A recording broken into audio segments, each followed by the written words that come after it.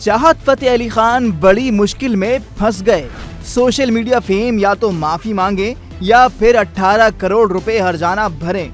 शहरी ने कानूनी नोटिस चाहत फतेह अली खान को बरतानिया में उनकी रिहाइश गाह भेज दिया। हाल ही में बदोबदी गाने से शोहरत की बुलंदियों पर पहुंचने वाले चाहत फतेह अली खान के लिए एक और मुश्किल कानूनी नोटिस की शक्ल में आन पहुंची है। कैसर मुनीर खान नामी शहरी की जानिब से नोटिस में चाहत फतेह अली खान पर इल्जाम लगाया गया है कि उन्होंने उस्ताद नुसरत फतेह अली खान का नाम बदनाम किया। चाहत ने उस्ताद नुसरत फतेह अली खान से झूठा खानदानी ताल्लुक जाहिर किया और अपने बेसुरे गानों से उस्ताद नुसरत की मिरास को नुकसान पहुंचाया है। चाहत की बेसुरी गुलकारी से फैसलाबाद के शहरियों की दिल आजारी हुई है। चाहत पर यह इल्ज़ाम भी है कि उन्होंने बगैर किसी इजाज़त के उस्ताद नुसरत का नाम और अंदाज इस्तेमाल करके कॉपीराइट एक्ट की खिलाफ वर्जी की।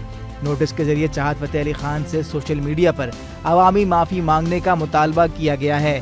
15 रोज के अंदर चाहत जवाब नहीं देते तो उनके खिलाफ मुकदमा दायर किया जाएगा।